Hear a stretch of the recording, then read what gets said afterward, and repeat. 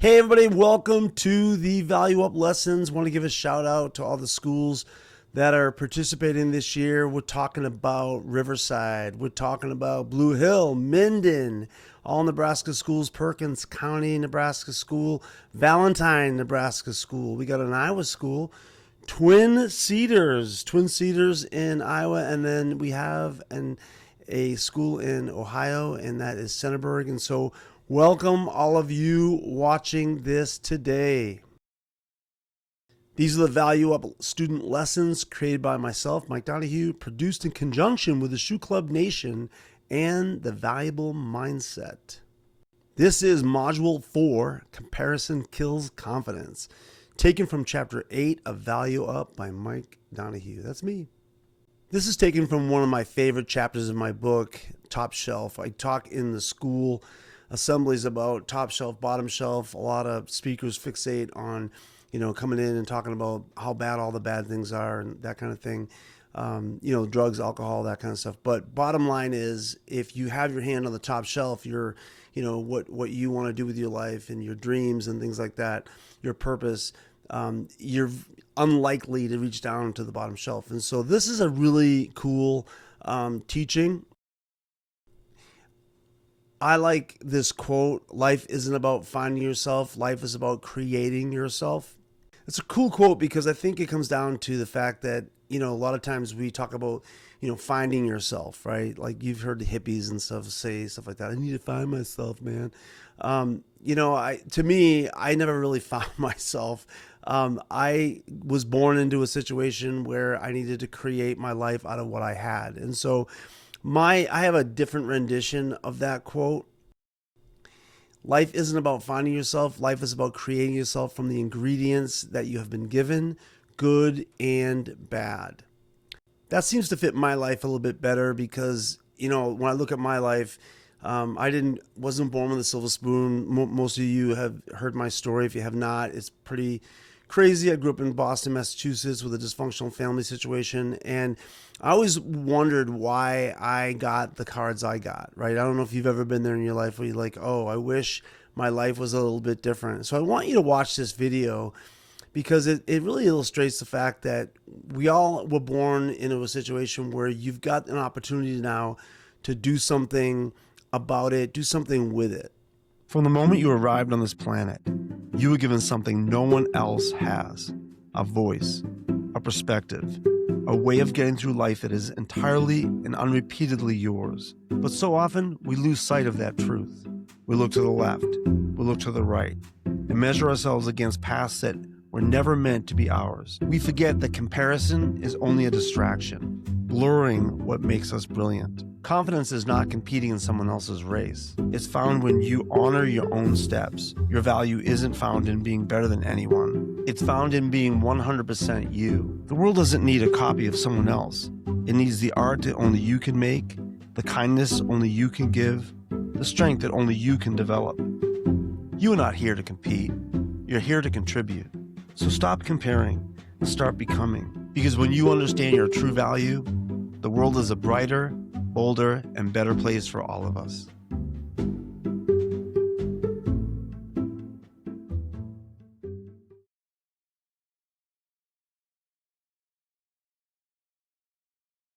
I used to think that my situation was my destiny. Like, I was born into this family that was really challenged, dysfunctional. My dad was gone. My mom was a single mom trying to raise 4 kids.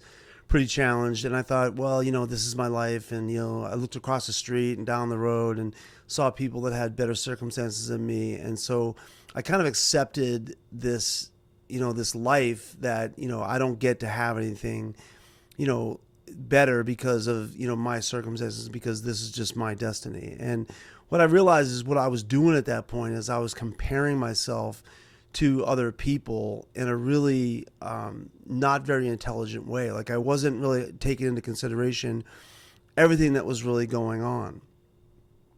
Comparing yourself with others is based on distorted and incomplete information because you rarely see the whole truth, just carefully kept moments, appearances, and surface level activity. Here's a breakdown of why this comparison is unfair and misleading. You only see the surface. You don't see their full story, the sacrifices, stresses, or setbacks they face privately. Their confidence may hide insecurity. Their smile could be masking pain. You're basing your worth on a fraction of their truth. This is because everyone is carefully managing an image they want you to see. Especially on social media, people edit their lives, emotionally and literally. You're seeing a brand, not a person. When you compare yourself to an image of someone, you're chasing a mirage. You don't know their starting point. People start with different support systems, advantages, or resources. Comparing your chapter 3 to their chapter 10 overlooks how far you've come and how far they had to go. I really agree with that statement that said, we base our worth on a fraction of somebody else's truth. And I think that's so easy to do, right? Because it's easy to fixate on what you're not good at and your deficiencies. And then all of a sudden, you look at these people and you think, oh, you're seeing the greatest hits, you're seeing everything that they do, and it seems like everything they do is great. And, you start comparing yourself, and it's foolishness because you don't know the real story. You don't know what's really going on. I've talked to, hundreds and thousands of people in my lifetime. I'm old. And so it's funny because I've really learned a lot about people. Sometimes the people you think really have it together are the most insecure people, and then vice versa, right? You think people who, are really insecure, they're pretty secure in themselves. And really what it comes down to is how you view your own life, right? And when you fixate on someone else's life and you compare it, it's not accurate, right? So, and it's cognitive distortion. Let me explain that. Your perspective is filtered through self-doubt. Like our perspective on our life is filtered through our own self-doubt. When you're already feeling unsure, your brain is more likely to exaggerate their strength and minimize yours. That's called cognitive distortion. Your mind zooms in on their success and your failures, but ignores the reverse. It's so easy to do, right? It's easy just to fixate on someone else's successes and slowly drain out the energy you have to put into your own life. And that's the point of this, is that comparing yourself to other people drains you. It takes your focus off of what you're good at and what you can build on and do something with. And we're going to talk about that in a minute, but I want you to go back to your student guide and answer these questions.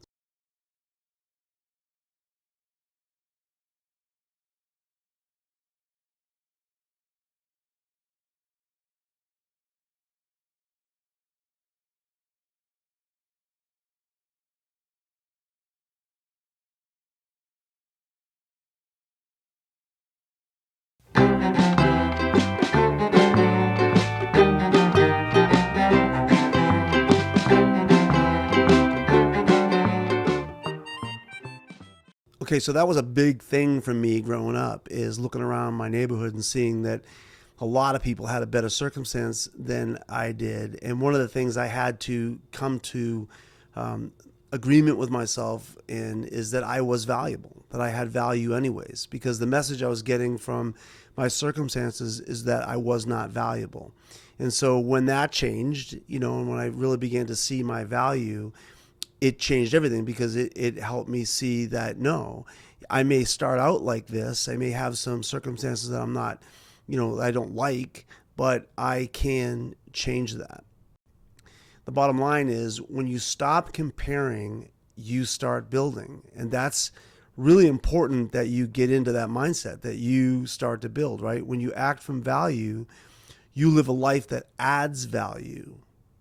One of my favorite things to do with teenagers in a group setting is to break them up in groups of 5 and give them material to create something that they have to present to the rest of the group, and they get a prize for whoever does, the best job with it. But I give them ingredients that's all different. So I give one group, construction paper, I set them up scissors, tape, magic markers. Then I'll give another group onions, toothpicks, and it varies, right? And some groups get really minimal ingredients, and it's interesting because the first 10 minutes, maybe a couple minutes, they look around the room and they get upset. The groups that don't have the right, they're not set up right.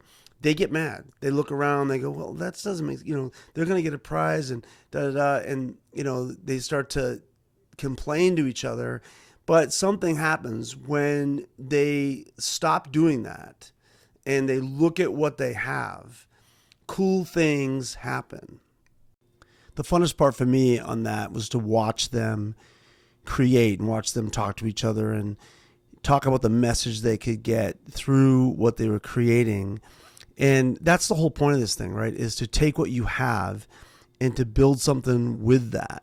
And so that's what we all have to do, right? Some people are born with better ingredients than others, but when you fixate on other people's ingredients, it takes away your creativity. It takes away the energy you have to build something. This group here, that was up in Alaska, and they did such a good job. And actually, when they were done with this, they were so funny. Like, they were incredibly humorous about what they created and how they went about it. And you could just see the life in them that, again, they took what they had and they built something with it. I want to talk about the 3 sets of ingredients that all of us have to deal with. The first one's family. We all are born into a family, and we really don't have a choice. You don't get to come out of the womb and pick who your dad is, who your mom is. You get what you get. And that's part of the ingredients we all get on this planet. We get a family. And for some of us, that's an awesome thing, right? We're born into a healthy family. Nobody's perfect, but we have a healthy emotional family, that kind of thing. And I don't want to shame anybody that's watching this, that has that kind of situation. That's awesome. And for me as a dad, I want that, right? I obviously want that for my kids. I want them to feel safe emotionally and safe physically. And so we work really hard to make that happen. So I don't want anybody to feel bad, but let's face it, there are people watching this, and myself included, growing up. I didn't have that. I didn't have a family that I would have chosen, to be honest with you. I would never have chosen my mom or my dad just because of their, orbit that they were in. When I was born, there was all kinds of craziness that I was born into. And so that's the ingredients that I got, right? I got that ingredients. I used to feel sorry for myself because I would look across the street and see my friend Wayne, packing up the car, going camping with his dad and doing things that I wish I could have done, as a kid, but I didn't get to do that. But what I did realize later in life is that my family situation did give me some ingredients. Maybe not what I thought, but it gave me ingredients like my mom's a hard worker. We did have a house that, we weren't living in an apartment or a complex or housing authority. We had our own home. It was run down, it was beat up, and it was always, needing repair, but it was our house. There was things that I got out of that situation that I know now are assets, right? They're part of my ingredients. There was some grit that came out of that. I grew up in a tough neighborhood. You had your head on a swivel a little bit, right? And you had to know kind of who was around and who you could trust. And those kind of things have helped me later in life, right? Now, I don't have to guess a lot of times. I can figure out, because of my upbringing, what I'm to do in a situation because of how I grew up. And so I want you to take a couple of minutes here and write down 3 things about your family that are part of your ingredients that have helped you be who you are.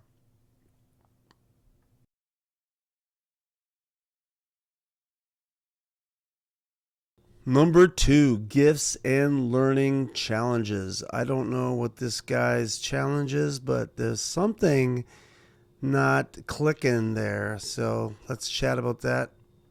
It's so hard to think about learning disabilities or learning challenges as an asset, right? As an ingredient that you would embrace. But, for me, I'm ADHD, and really most of my life I beat myself up for that, and I, couldn't pay attention and all those kind of things. And then I started learning a little bit more about it, and I've compensated because now I've learned that most people who are ADHD have a lot of creativity. And so really, even today, what I'm producing right now and what I do with my life is a product of my ADHD-ness, right? It's my product of my creativity that I have that's part of my ingredients, right? Now, there's things that I have to compensate. Like, I can't sit down and write for more than an hour. Actually, it's probably about 10 to 15 minutes. And then I have to get up and do something different. Even producing this video, it's painful for me to sit and just do it. I'm going to have to get up, play with my dog, hang out, walk around. Those are things I've just accepted about my learning disability. That's a disability I have. That's part of my ingredients. But instead of beating myself up for it, I've learned to embrace it and learned how to compensate for it and make it go to work for me. And that's the point of this, right? Is to take your ingredients and do something with it. So I want you to maybe write down a couple of things on that paper that you have that maybe, that you may see as a deficit, right? You're something you're born with. Maybe it's the way you look. Maybe it's, it is a learning disability. Maybe it's a personality thing that you don't like or like, but it's part of you. And I want you to write down those things, and I want you to write down how they can be a good ingredient in your life.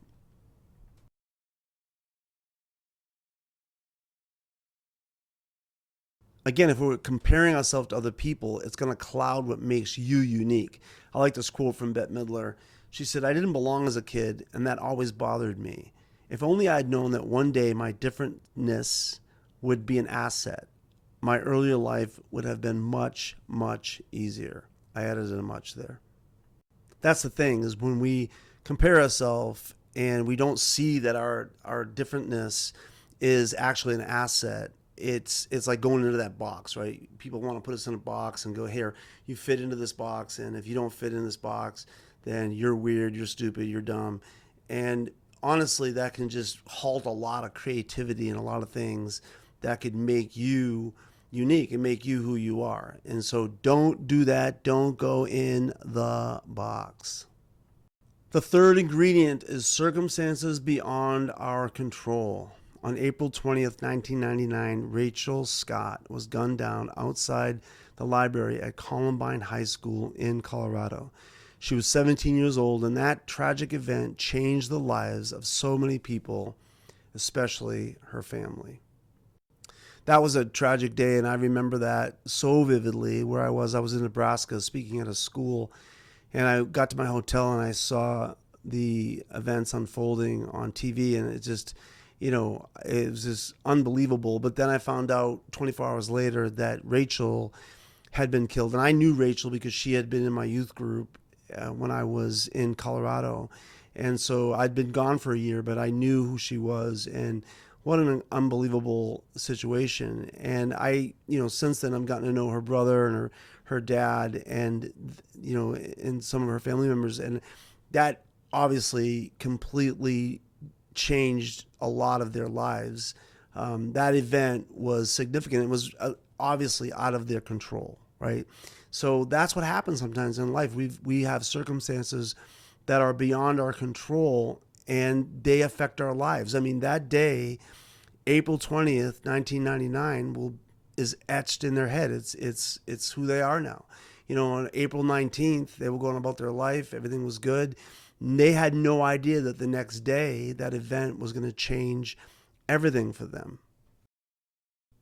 Rachel's dad is actually one of my heroes because he took the pain of losing his daughter and that tragic event, and he turned it around and did something amazing with it. Not right away, but a couple of years later, they started a school assembly program called Rachel's Challenge, and they are amazing. I mean, what they do across this country and all over the world actually is change lives with her story. And what an example of taking an event like that and, turning it into something. I like what he said here. Daryl's sort of a mentor of mine, and I read a book that he wrote, and there's a quote in there that I really like. He said, "All of our problems, disgruntlements, complaints, and frustration originate from not accepting what life has put in front of us this very moment. We want it to be different. We want it to change. We want it to be something else." Yeah, these events will change our lives, right? I mean, that day will go down in history in their lives as a pinnacle day, a day that changed everything. And, whether it's a death of the family, whether it's, it could be a divorce, a breakup. I mean, I always talk about not scaling your pain either, because different events cause different emotions in people. And so it doesn't have to be that tragic. It can just be something, like a disappointment or like a betrayal, that kind of thing that really affects your life. It's funny, sometimes when I'm talking to kids, they'll actually give me the date of an event that happened. They'll say 2 years ago, October, da da da, this happened. And they have the date in their head because that event definitely, traumatized them or changed them. And so, I like what Daryl said there, that, accepting it, getting to the point where you accept what happened. You can't change it. You can't go in the past. I'm sure if they could, they would obviously, keep their daughter alive, but you can't change those things. But what you can do is build on them. You can take that ingredient and go, what can I do with it? Right. There's a reason I'm not, sitting in a bar in Massachusetts every night, drowning my sorrows about what happened in my family, because somebody challenged me a long time ago to take my pain and give it purpose. Take that event, take those things that have happened to you and do something with them that's positive. And so I want to challenge you to do that. Challenge you not to compare yourself with others, but to go forward and to look at these ingredients that you've got, your family, these, abilities, disabilities, events that have happened in your life, and do something with them that honors you, honors your value, honors who you are as a person.